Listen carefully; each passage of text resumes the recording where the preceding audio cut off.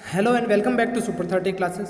Super 30 classes में आप सभी का स्वागत है। जैसा कि आपको पता है, हमारी 10th क्लास की इकोनॉमिक्स चल रही थी और 10th क्लास की इकोनॉमिक्स में हमारा चैप्टर चल रहा था भारतीय अर्थव्यवस्था के समक्ष चुनौतियाँ।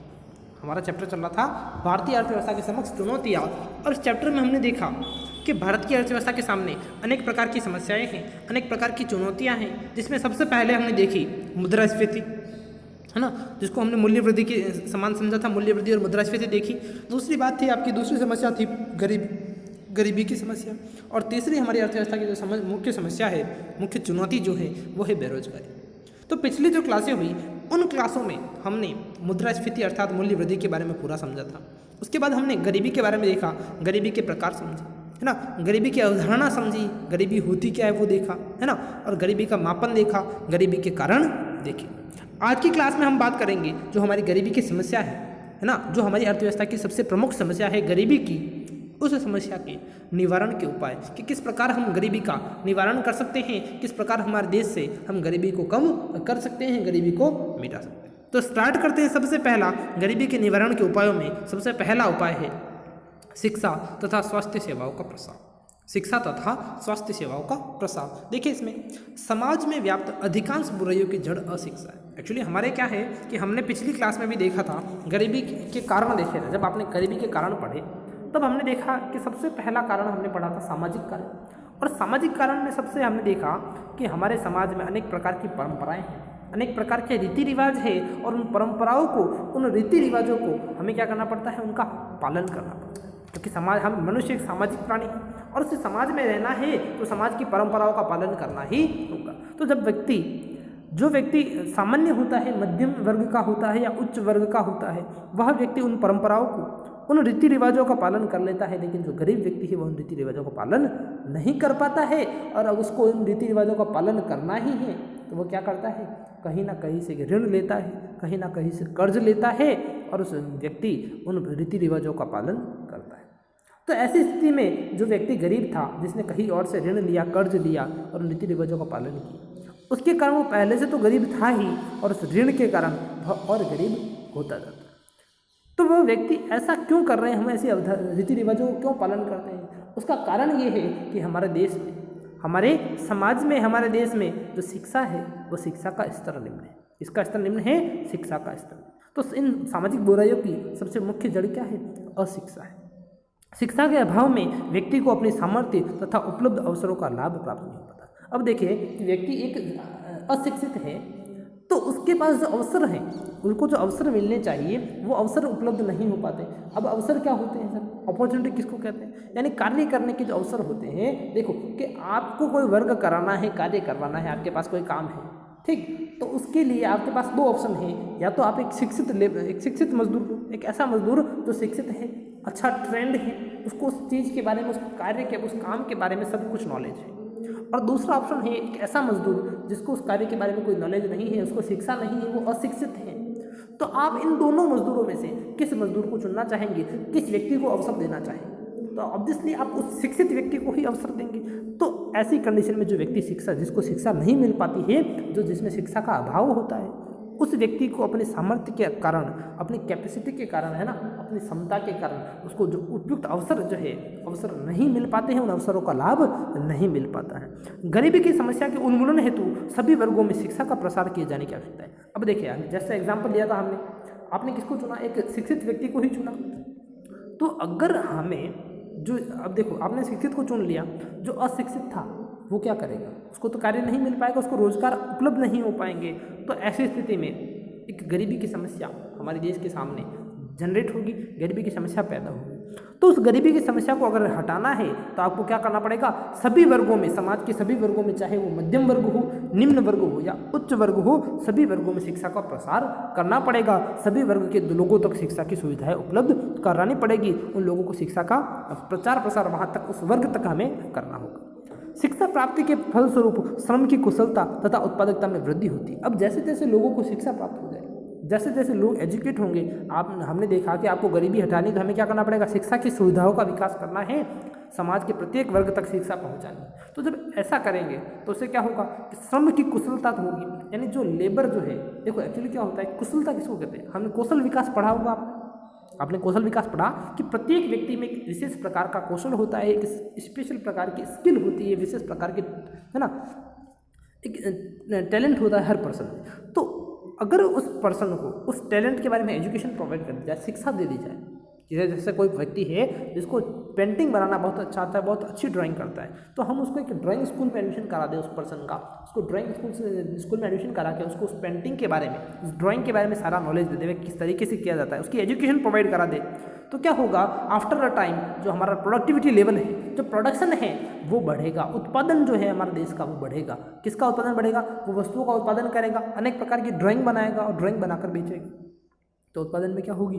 वृद्धि होगी। जो उसका श्रम है वो कैसा होगा? कुशल होगा, दैट मीन्स स्किल हो जाएगा, वो ट्रेंड एक श्रमिक होगा और अच्छे तरीके से, जिससे क्या होगा, हमारे देश में उत्पादन में वृद्धि होगी, और उत्पादन में जब वृद्धि होती है तो आय में भी क्या होती है? वृद्धि होती है, और जब आय में वृद्धि होगी तो कहीं ना कहीं गरीबी की समस्या का निवारण तो होगा ही होगा। तो इस प्रकार हमें क्या करना है कि गरीबी के निवारण हेतु लोगों में शिक्षा की सुविधाएं पहुँचानी है, लोगों को शिक्षा की सुविधाएं उपलब्ध करानी। अब ये तो हमने देखा शिक्षा का, इसके साथ साथ अगर देखा जाए तो हमारे समाज का जो निम्न वर्ग है, जो लोअर क्लास है हमारे समाज में, है ना, वो क्या करता है कि वो सबसे गरीब होता है। उसका कारण क्या है कि जब हमने गरीबी की अवधारणा देखी तब हमने पढ़ा कि गरीब व्यक्ति वह होता है जो अपनी मूलभूत आवश्यकताओं को पूरा नहीं कर, क्या नहीं कर पाता? अपनी मूलभूत आवश्यकताओं को पूरा नहीं कर पाता है। तो जब व्यक्ति अपनी मूलभूत आवश्यकताओं को पूरा नहीं कर पाता तो क्या वह व्यक्ति शिक्षा के लिए खर्च कर पाएगा? क्या वह अपने बच्चों को शिक्षा प्रोवाइड कर पाए, शिक्षा देगा? क्या उसे स्वास्थ्य की सुविधाएं उपलब्ध हो पाएगी? नहीं होगी। तो हमें क्या करना है? स्वास्थ्य सेवाओं का विस्तार द्वारा भी गरीबी की कुशलता को और योग्यताओं को बढ़ाकर हम उत्पादकता को बढ़ा सकते हैं। जब स्वास्थ्य सुविधाएं उपलब्ध होगी, उसको हेल्थ सर्विसेज अवेलेबल होगी, तो व्यक्ति, हमारे देश की उत्पादकता जो है ना, जो उत्पादन हो रहा है उस उत्पादन में क्या होगी? वृद्धि होगी, है ना। आगे देखें, शिक्षा तथा स्वास्थ्य सामान्य श्रम को मानव पूंजी में परिवर्तित करते हैं। अब देखो, पहले हमने देखा एक नॉर्मल सा एक मजदूर है ना, तो वो क्या है? मानव, है ना, मानव श्रम है, नॉर्मल एक पर्सन है। लेकिन जब उस मजदूर को हम शिक्षा दे दें, उसको उससे उसके वर्क के बारे में उसको नॉलेज दे दे, पूरी सब कुछ चीज़ें सिखा दे, उसको ट्रेनिंग दे दे कि इस तरीके से आपको काम करना है ना, उसके बाद क्या होगा? वह मनुष्य जो पहले उत्पादन करता था, पहले अशिक्षित था, तब जो उत्पादन करता था वो उत्पादन एक सीमित मात्रा में होता था, है ना। उत्पादन का जो क्वालिटी थी वो एक बिल्कुल लो क्वालिटी थी, लेकिन उसको हमने ट्रेनिंग दे दी, उसके बारे में उसको पूरी एजुकेशन दे दी, उसके बारे में पूरी शिक्षा दे दी, तो अब हमारा देश का उत्पादन का स्तर है उसमें भी क्या होगी? वृद्धि होगी। तो इससे जो पहले जो सामान्य श्रम था, सामान्य जो श्रम कर रहा था वह व्यक्ति, वो किसमें बदल गया? मानव पूंजी में। और इसी मानव पूंजी के कारण जापान तथा अमेरिका आर्थिक शक्ति बन पाए। हमने देखा कि हमारी वर्ल्ड में अगर देखा जाए तो सबसे शक्तिशाली देशों में नाम आता है जापान का, अमेरिका का। क्यों? क्योंकि वहाँ के जो लेबर है, वहाँ के जो श्रमिक हैं, वहाँ के जो व्यक्ति है, जो व्यक्ति कार्य करते हैं, वह व्यक्ति कैसे हैं? वहाँ उन व्यक्तियों को विशेष प्रकार की ट्रेनिंग दी जाती है, उनके जो उसकी ट्रेनिंग, जो कार्य करते हैं उस कार्य से संबंधित उनको ट्रेनिंग दी जाती है, उस कार्य की उनको शिक्षा दी जाती है, जिससे क्या होता है? वहाँ पर उत्पादन में वृद्धि होती है, उत्पादन का स्तर वहाँ उच्च होता है। और जब उत्पादन का स्तर उच्च होगा तो इसी के कारण जापान तथा अमेरिका आज विश्व में क्या है? एक महाशक्ति है, आर्थिक महाशक्ति के रूप में उभर पाए। अतः सरकार को क्या करना चाहिए कि हमारे देश में जो गरीबी है, उस गरीबी की समस्या को निपटने के लिए गरीब वर्गों में शिक्षा का प्रसार करना चाहिए, तो स्वास्थ्य सेवाओं को का तेजी से विस्तार करना चाहिए, अर्थात लोगों को ज़्यादा से ज़्यादा शिक्षा की सुविधाएं उपलब्ध करानी चाहिए, स्वास्थ्य की सुविधाएं उपलब्ध करानी चाहिए। क्लियर है? तो पहला उपाय हमने देखा गरीबी निवारण का कि क्या करना है? हमें शिक्षा तथा स्वास्थ्य सुविधाओं में वृद्धि करनी है, शिक्षा तथा स्वास्थ्य सुविधाओं का प्रसार करना है। दूसरा उपाय अगर बात करें दूसरे उपाय की, तो दूसरा उपाय है रोजगार के अवसरों में वृद्धि। दूसरा उपाय क्या है? रोजगार के अवसरों में वृद्धि। अब देखें कि बेरोजगारी तथा गरीबी में गहरा सहसंबंध होता है। गहरा क्या होता है? सहसंबंध होता है। दैट मीन्स जैसे जैसे बेरोजगारी की दर बढ़ेगी, जैसे जैसे ज़्यादा से ज़्यादा लोग अगर देश में गरीब होंगे या बेरोजगार होंगे तो ऑब्वियसली गरीबी भी बढ़ेगी। तो सहसंबंध का सीधा सा मतलब है कि बेरोजगारी बढ़ने के साथ साथ गरीबी क्या होती है? बढ़ती है ना। जैसे बेरोजगारी बढ़ेगी तो गरीबी बढ़ेगी, और जब बेरोजगारी कम होगी तो गरीबी भी कम होगी। तो ऐसा क्यों होता है? देखें, इन दोनों समस्याओं का सह अस्तित्व पाया जाता है, अतः रोजगार के अवसरों में वृद्धि करके गरीबी की समस्या को समाप्त या कम किया जा सकता है। ऐसा इसलिए होता है, देखें आप, बेरोजगारी की दर बढ़ती है तब गरीबी क्यों बढ़ती है? कि एक व्यक्ति बेरोजगार है, उसको लंबे समय से कोई रोजगार नहीं मिल पा रहा है, कार्य के अवसर नहीं मिल पा रहे, तो उसको आय भी नहीं होगी, उसको इनकम नहीं होगी, है ना। तो ऐसी स्थिति में उसका आय का स्तर निम्न होगा और एक दिन ऐसा आएगा जब वो अपनी मूलभूत आवश्यकताओं को पूरा नहीं कर पाएगा। रोटी, कपड़ा और मकान, जो रहने के लिए छत है, वो उपलब्ध नहीं करा पाएगा और ऐसी स्थिति में व्यक्ति क्या हो जाएगा? गरीब हो जाएगा। क्लियर? तो ऐसा क्यों हो रहा है, ऐसी कंडीशन क्यों आ रही है? उस बेरोजगारी के कारण। तो ये बेरोजगारी ही हमारे यहाँ सबसे बड़ी समस्या है, गरीबी की। तो हमें क्या करना है? रोजगार के अवसर उपलब्ध करवाने। क्या करने हैं? रोजगार के अवसरों में वृद्धि करनी है, यानी लोगों को ज़्यादा से ज़्यादा रोजगार उपलब्ध कराना है। जिससे क्या होगा? गरीबी की समस्या कहीं ना कहीं से समाप्त हो जाएगी या क्या हो जाएगी? कम हो सकती है। और समाज के जिन व्यक्तियों के पास कौशल या योग्यता है, उन्हें स्वरोजगार हेतु प्रोत्साहित करके तथा संसाधन उपलब्ध करवाकर गरीबी के जाल से बाहर निकाला जा सकता है। देखिए, हमने देखा कि हमारे यहाँ जनसंख्या इतनी अधिक है कि प्रत्येक व्यक्ति को रोजगार उपलब्ध कराना संभव नहीं हो पाता। हमारे देश की जनसंख्या इतनी अधिक है कि प्रत्येक व्यक्ति को रोजगार उपलब्ध कराना संभव नहीं है। तो ऐसे में क्या होता है कि कुछ व्यक्ति ऐसे हैं जो स्किल्ड है, जिनके पास कोई ना कोई कौशल है, कोई स्पेशल टैलेंट है, वो भी अगर बेरोजगार बैठे हैं, उन व्यक्तियों को क्या करना है? उनके कौशल के बारे में, उनके टैलेंट के बारे में, उनकी योग्यता के बारे में उन लोगों को हमें क्या करना होगा? प्रोत्साहित करना पड़ेगा, उनको मोटिवेट करना पड़ेगा, उनको इंस्पायर करना होगा। जिससे क्या होगा? वो कोई ना कोई कार्य करने लग जाएंगे। जैसे एक व्यक्ति है जो बहुत अच्छी ड्राइंग बनाता है और उसके पास कोई रोजगार के अवसर नहीं है, वो सोच रहा है कब मेरी जॉब लगे, कब लगे, है ना, वो बेरोजगार बैठा है। तो ऐसी स्थिति में उसे क्या करना है? उसको थोड़ा मोटिवेट करें, उसको हम प्रोत्साहित करें कि नहीं भाई, तेरे को अच्छी से ड्राइंग बनाना आती है, तो तू कोई क्या कर, एक शॉप लगा दे ड्राइंग की, पेंटिंग्स की, एक एग्जीबिशन लगा दे, अच्छे अच्छे एग्जीबिशन होते हैं, उन एग्जीबिशन में जा। तो उससे क्या होगा कि वो अच्छी अच्छी ड्राइंग बनाना स्टार्ट करेगा, अच्छी अच्छी पेंटिंग्स बनाना स्टार्ट करेगा। और जब वो कोई ना कोई वर्क करेगा, कुछ ना कुछ प्रोडक्शन करेगा, कुछ ना कुछ उत्पादन करेगा, है ना, ड्राइंग का बना रहा है तो ड्राइंग का उत्पादन करेगा, पेंटिंग का उत्पादन करेगा, और उनको बेचकर वो क्या कर पाएगा? उसको आय का एक स्रोत मिल पाएगा, उसको एक आय का साधन मिलेगा। इस प्रकार उसको, जो पहले बेरोजगार था व्यक्ति, उसको क्या मिलेगा? अब रोजगार मिलना प्रारंभ हो जाएगा। और जो गरीबी की समस्या है वो कहीं ना कहीं किसी न किसी स्तर तक जाकर वहाँ पर सॉल्व हो जाएगी, कम हो जाएगी। तो हमें क्या करना है? उन लोगों को जिनके पास कौशल है, जिनके पास स्किल है, उस कौशल को विकास करने के लिए उनको क्या करना है? प्रोत्साहित करना होगा। क्लियर? और इसके साथ साथ क्या करना है सरकार को कि जो व्यक्ति ऐसे कार्य कर सकते हैं, है ना, जो व्यक्ति कार्य करने के लिए तैयार हैं, बेरोजगार हैं, उन लोगों को हमें संसाधन उपलब्ध करवाने हैं, है ना, उनको रोजगार के साधन उपलब्ध करवाने हैं, मशीनरी उपलब्ध करवानी है, उनको कम ब्याज पर उनको ऋण उपलब्ध करवाना है। जिससे क्या होगा? वो अधिक से अधिक स्वरोजगार की ओर प्रोत्साहित होंगे, स्वयं अपने लिए कोई कार्य स्टार्ट कर देंगे। क्लियर? और ऐसे गरीब जिनमें कौशल का अभाव है, उन्हें मजदूरी, रोजगार प्रदान करके उनकी क्रय शक्ति में वृद्धि की जा सकती है। हमने देखा कि कुछ व्यक्ति ऐसे होते हैं जिनको तो कोई कौशल होता है, कोई ना कोई टैलेंट होती है, कोई स्किल होती है, लेकिन जिसके पास कोई कौशल नहीं है, कोई योग्यता नहीं है, स्किल नहीं है, वो अशिक्षित हैं, उनको क्या करना है?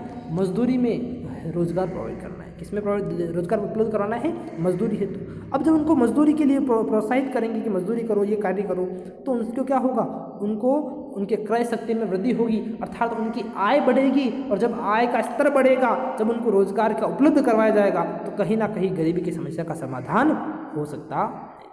यद्यपि मजदूरी, रोजगार एवं स्वरोजगार के अनेक कार्यक्रम वर्तमान और पूर्व सरकार द्वारा चलाए गए हैं, लेकिन यह इतने पर्याप्त नहीं थे कि गरीबी की समस्या का समाधान कर सके। देखिए कि सरकार ऐसा नहीं है कोई प्रोग्राम नहीं चलाती, कोई कार्यक्रम नहीं चलाती गरीबी निवारण के लिए।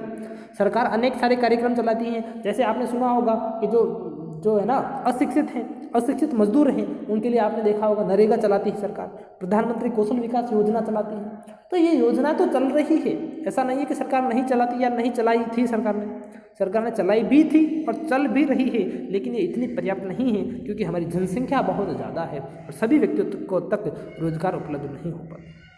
ठीक, तो गरीबी निवारण हेतु शिक्षा को अधिक रोजगारपरक बनाकर रोजगार के अवसरों का क्या करना है? विस्तार करना आवश्यक है। तो हमें क्या करना पड़ेगा कि हमारी जो शिक्षा है, उस शिक्षा के जो स्ट्रक्चर है, शिक्षा का जो ढांचा है, उसमें परिवर्तन करना है। शिक्षा को रोजगारपरक बनाना है, अर्थात व्यक्ति शिक्षा प्राप्त करके कोई ना कोई कार्य कर सके, उसको कोई ना कोई रोजगार उपलब्ध कर सके, ऐसी शिक्षा लोगों को उपलब्ध करानी होगी। तो हमने गरीबी निवारण की दूसरा उपाय देखा कि रोजगार के अवसरों में क्या करनी है? हमें वृद्धि करनी है, लोगों को ज़्यादा से ज़्यादा रोजगार प्रोवाइड करना है, रोजगार उपलब्ध करवाना है, जिससे क्या होगा? गरीबी की समस्या का कहीं ना कहीं पर समाधान तो हो पाएगा।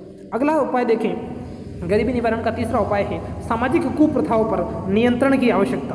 अगला उपाय है सामाजिक कुप्रथाओं पर नियंत्रण की आवश्यकता। इसमें देखें कि हमारे यहाँ हमने पहले भी देखा कि गरीबी का सबसे मुख्य कारण क्या है, सामाजिक कुप्रथाएं। अनेक प्रकार की बुराइयां हैं, अनेक प्रकार की सामाजिक कुरीतियाँ हैं, जैसे कि विवाह से संबंधित है, मृत्यु से संबंधित है। आपने देखा भी होगा हमारे समाज में कि जब किसी की व्यक्ति की मृत्यु हो जाती है तो वहाँ पर अनेक प्रकार की कुप्रथाएं प्रचलित होती है ना। तो इन कुप्रथाओं के कारण क्या होता है कि जो गरीब व्यक्ति है इन सामाजिक कुप्रथाओं का पालन करने के लिए वो कहीं ना कहीं से कर्ज लेता है ना, और उस कर्ज के बोझ में वो डूबता जाता है। पहले से वो गरीब था ही और गरीब अब और गरीब होता जाता है। देखिए आप कि भारतीय समाज में व्याप्त कुप्रथाओं ने समाज के विभिन्न वर्गों एवं व्यक्तियों के लिए अवसरों को सीमित रखा है तथा उन्हें लगातार गरीब बनाए रखा है। हमने देखा कि सामाजिक कुप्रथाएं जो है ना, ये जो ट्रेडिशन जो है हमारे समाज में चले आ रहे हैं, इनसे क्या होता है, व्यक्ति और गरीब होता जाता है और गरीबी की समस्या बढ़ती जाती है। उस व्यक्ति को कार्य करने के अवसर उपलब्ध नहीं हो पाते, है ना। कि जैसे आपने देखा होगा किसी व्यक्ति की मृत्यु हो जाती है तो लोग महीनों तक बैठे रहते हैं वहाँ पर, है ना। तो उस एक महीने तक वो बैठा रहा, उसको कोई रोजगार मिला नहीं मिला, उसको कोई आय प्राप्त हुई नहीं हुई, तो इसके कारण उसको अवसर जो है वो अवसरों से उनको अवसर उपलब्ध नहीं हो पाते रोजगार के। क्लियर। तो इससे क्या होगा, गरीब और गरीब होता जाता है। अनेक सामाजिक प्रथाएं जैसे शादी या मृत्यु के समय किया जाने वाला भारी व्यय अनुत्पादक व्यय है, जिससे गरीब व्यक्ति ऋण के जाल में फंस जाता है और वह कभी भी गरीबी के चुंगल से मुक्त नहीं हो पाता। एक्चुअली देखो क्या होता है कि हम जो पैसा खर्च करते हैं, जो पैसा व्यय करते हैं, वह व्यय जो है, खर्चा जो है, दो प्रकार का होता है। एक तो होता है उत्पादक और एक होता है अनुत्पादक। उत्पादक व्यय क्या होता है, जब आपने पैसा खर्च किया और उस पैसे के बदले आपको कुछ ना कुछ मिल गया, वो तो हो गया उत्पादक व्यय। लेकिन जब आप पैसा खर्च करो उसके बदले उस पैसे के रिटर्न में आपको कुछ भी नहीं मिले, वो व्यय, वो खर्च कैसा होगा, अनुत्पादक व्यय होगा, अनुत्पादक खर्च होगा। तो हमने ये जो सामाजिक कुप्रथाएं हैं, जैसे शादी है, मृत्यु है, या किसी जन्म के समय को आप कोई प्रोग्राम रख रहे हैं, कोई कार्यक्रम आयोजित कर रहे हैं हमारे समाज में, तो उन कुप्रथाओं के कारण ये जो व्यय जो आपने किया, जो पैसा खर्च किया, वो कैसा है, अनुत्पादक व्यय है। और इससे क्या होता है, गरीब व्यक्ति और गरीब होता जाता है। मैंने आपको पहले भी समझा दी ये अवधारणा। आगे देखें, भारतीय व्यक्ति गरीबी को भाग्य की देन मानकर भी प्रयासहीन हो जाते हैं। और कुछ लोग ऐसे हैं कि वो सोचते हैं कि गरीबी, हम तो गरीब हैं और गरीब ही रहेंगे, तो वह व्यक्ति क्या है कि प्रयास नहीं करते, उस गरीबी से बाहर निकलने का प्रयास नहीं करते। और अगर वास्तव में देखा जाए तो गरीब व्यक्ति बेचारा पहले से गरीब था और इन सामाजिक कुप्रथाओं के कारण वो और गरीब हो जाता है, और ऐसे में उसकी जो आशाएं हैं वो बिल्कुल निराश हो जाता है, उसकी आशाएं जो है समाप्त हो जाती हैं। समाज तथा संस्कृति में व्याप्त इन कुप्रथाओं को जब तक दूर नहीं किया जाता तब तक गरीबी का निवारण संभवतः प्रतीत नहीं होता। अर्थात जब तक हमारी समाज में हम इन कुप्रथाओं को समाप्त नहीं करेंगे, जब तक इन कुप्रथाओं को दूर नहीं करेंगे, तब तक हमारे देश में, हमारे समाज में गरीबी की समस्या का निवारण नहीं हो पाएगा। तो अगर आपको गरीबी की समस्या का निवारण करना है तो हमें क्या करना होगा, इन सामाजिक कुप्रथाओं पर नियंत्रण करना होगा, इन सामाजिक कुप्रथाओं को कंट्रोल करना होगा। क्लियर। आगे देखें, अगला उपाय है जनसंख्या पर नियंत्रण। तो जैसा कि आपको पता है, हमने पहले भी देखा कि अगर भारत की बात की जाए जनसंख्या की दृष्टि से, तो भारत का विश्व में दूसरा स्थान है। पहला स्थान चीन का है और दूसरा स्थान भारत का है। और शीघ्र ही आप समय के साथ देखते जाएं कि भारत इस मामले में पहले स्थान पर होगा, भविष्य में भारत पहले स्थान पर होगा। तो इसका कारण क्या है कि हमारे यहाँ लोगों की क्या है कि शिक्षा नहीं है, अधिकतर जनसंख्या अशिक्षित है, स्वास्थ्य की सुविधाएं उपलब्ध नहीं हो पाती है, जिसके कारण क्या है कि जो जनसंख्या का स्तर जो है वो हमेशा ऊंचा रहता है, जनसंख्या की जो वृद्धि दर है वो हमेशा ऊंची रहती है। देखिए आप आगे, स्वतंत्रता के पश्चात स्वास्थ्य सेवाओं के प्रसार ने मृत्यु दर में तेजी से कमी की, लेकिन जन्म दर में अपेक्षित सुधार नहीं हुआ। हमारे यहाँ स्वास्थ्य की सुविधाएं विकसित हुई है, ऐसा नहीं है कि बिल्कुल नहीं हुई। हमने देखा कि भारत एक पिछड़ा देश होने के साथ साथ भारत की अर्थव्यवस्था एक विकासशील अर्थव्यवस्था भी है। हम विकास की ओर भी बढ़ रहे हैं। समय के साथ साथ हमारे यहाँ संसाधनों में वृद्धि हुई है, संसाधनों की उपलब्धता में वृद्धि हुई है, देश के स्तर में वृद्धि हुई है ना। तो स्वास्थ्य की सुविधाओं में वृद्धि होने के कारण हमारे क्या हुआ कि जो मृत्यु की जो दर थी पहले बहुत ज़्यादा थी, स्वतंत्रता से पूर्व बहुत ज़्यादा थी, है ना। तो मृत्यु दर अब कम हुई है, लेकिन जो जन्म दर में परिवर्तन होना था कि जन्म दर कम हो, वह जन्म दर में किसी प्रकार का परिवर्तन नहीं हुआ है। मृत्यु दर बढ़ रही है, मृत्यु दर कम हुई तो जन्म दर भी बढ़ती ही जा रही है। जन्म दर में किसी प्रकार का परिवर्तन नहीं आ रहा है, जन्म दर में समय के साथ साथ वृद्धि ही हो रही है। तो जन्म दर तथा मृत्यु दर में के मध्य अंतर बढ़ने के कारण भारत की जनसंख्या तेजी से बढ़, अब इसमें क्या हो रहा है, कंटिन्यू अंतर बढ़ता जा रहा है। मृत्यु दर तो हम कर रहे हैं कम और जन्म दर हो रही है कंटिन्यू ज़्यादा। तो जब जन्म दर जब ज़्यादा होगी तो देश की जनसंख्या क्या होगी, तीव्र गति से वृद्धि करेगी और इस तेज वृद्धि के कारण गरीबी की जो समस्या है, जो गरीबों को जो थोड़ी बहुत संपदाएं हैं उनका तेजी से विभाजन होता है। देखिए कि आप एक घर में माना 3 सदस्य है तो जो संसाधन मिल रहे थे, जो आय थी इस व्यक्ति की, वो 3 व्यक्तियों में ही बट रही थी। अब जनसंख्या वृद्धि हो गई, इस घर की सदस्यों में वृद्धि हो गई और 3 से माना 4 हो गए या 5 हो गए। तो पहले जो आय प्रत्येक व्यक्ति को मिल रही थी, आय का जो भाग प्रत्येक व्यक्ति को मिल रहा था, जितना बंटवारा हो रहा था वह अब कम होगा। पहले 3 में ही हो रहा था, अब कितनों में होगा, 5 व्यक्तियों के बीच होगा। क्लियर। तो बच्चों की संख्या अधिक होने के कारण गरीब परिवार उनके शिक्षा तथा स्वास्थ्य में भी निवेश नहीं कर पाता। अतः गरीबी निवारण हेतु जनसंख्या वृद्धि दर पर नियंत्रण लगाया जाना आवश्यक है। देखो ऐसा है कि हमने देखा गरीब कौन होता है, कि गरीब वह व्यक्ति होता है जो अपनी मूलभूत आवश्यकताओं को पूरा नहीं कर पाता। अब जब मूलभूत आवश्यकताओं को पूरा नहीं कर पा रहा है तो वह व्यक्ति क्या शिक्षा पर व्यय करेगा, क्या स्वास्थ्य पर व्यय करेगा, तो उसका शिक्षा का स्तर निम्न होगा, स्वास्थ्य का स्तर निम्न होगा और जनसंख्या वृद्धि दर तो आपको पता ही है, जब शिक्षा का स्तर निम्न होगा तो उसको जो है सुविधाएं उपलब्ध नहीं हो पाएगी, स्वास्थ्य का स्तर निम्न होगा तो मृत्यु दर कम होगी, है ना। तो ये जो सारे कारण हैं, इन सारे कारणों से हमारे देश में गरीबी की समस्या बढ़ती जा रही है। तो हमें क्या करना पड़ेगा, लोगों को शिक्षा उपलब्ध करानी पड़ेगी, स्वास्थ्य की सुविधाएं उपलब्ध करवानी पड़ेगी और इसके साथ साथ जनसंख्या की जो वृद्धि हो रही है उस वृद्धि पर किसी न किसी प्रकार का नियंत्रण करना होगा। अगला उपाय देखें, लास्ट उपाय है लक्षित व्यक्ति या समूह तक लाभ को पहुँचाना। जैसा कि आपको पता है कि सरकार, आपने पिछली क्लास में मैंने आपको एग्जाम्पल दिया था कि गरीबी का कारण जब समझाया तब मैंने आपको बताया था कि राजनीतिक कारण, मैंने कहा कि हमारे देश में भ्रष्टाचार व्याप्त है ना, भ्रष्टाचार का स्तर बहुत अत्यधिक है और जो सरकारी जो तंत्र है, हमारा जो सिस्टम है, उस सिस्टम में अनेक प्रकार के रिसाव है, लीकेज है। सरकार 1000 रुपया एक गरीब व्यक्ति के लिए अगर बेचती है तो वो आते आते उस गरीब व्यक्ति तक वो 100 रुपये हो जाते हैं। क्यों? क्योंकि हमारे सरकारी तंत्र में, हमारे राजनीतिक तंत्र में अनेक प्रकार के रिसाव है, वो बीच में ही उस पैसे को अपनी जेब में रख देते हैं। तो गरीब व्यक्ति तक जो टारगेटेड जो पर्सन है, जो लक्षित व्यक्ति है, जिसके ऊपर जिस तक पैसा पहुंचाना था वो पैसा नहीं पहुंच पाता है, उस गरीब व्यक्तियों को लाभ नहीं पहुंच पाता है। तो इस कारण क्या है कि गरीबी की समस्या और बढ़ती है। देखिए आप, गरीबी निवारण हेतु अनेक महत्वाकांक्षी योजनाएं एवं कार्यक्रम चलाए गए, लेकिन इन कार्यक्रमों में अनेक रिसाव थे। जैसा कि अभी मैंने आपको बताया कि सरकार ऐसे बहुत सारे कार्यक्रम चलाती है, इसमें क्या होते हैं, लीकेज होते हैं, बहुत सारे रिसाव होते हैं, जिससे इनके अपेक्षित परिणाम नहीं मिले हैं। इन रिसावों के कारण गरीबों हेतु आवंटित संसाधनों का एक बड़ा हिस्सा गरीबों को हेतु आवंटित संसाधनों का एक बड़ा हिस्सा गैर गरीबों को आवंटित हो जाता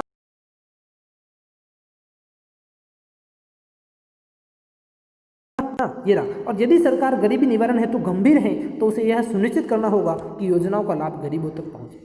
अब देखो, हमने पहले भी मैंने आपको बताया कि सरकार क्या करती है, इनके निवारण के लिए बहुत सारे प्रोग्राम चलाती है, बहुत सारी इनको लाभ पहुंचाती है, जो गरीबी निवारण के लिए जो उपाय करती है, लेकिन इसमें रिसाव होने के कारण ये जो लाभ है उस व्यक्ति तक नहीं पहुंच पाता है। तो हमें क्या करना है कि अगर सरकार वास्तव में इन गरीब व्यक्तियों का गरीबी का निवारण करना चाहती है तो जो सरकार जो लाभ बेचती है, जो योजनाओं का जो लाभ है वह व्यक्ति तक, उस लक्षित व्यक्ति तक, उस टारगेटेड पर्सन तक सीधा भेजा जाए, जिससे उसमें कोई रिसाव नहीं हो और वह पूरा पैसा उस व्यक्ति तक पहुंच जाए, जिससे किसी न किसी प्रकार से गरीबी का निवारण हो पाए।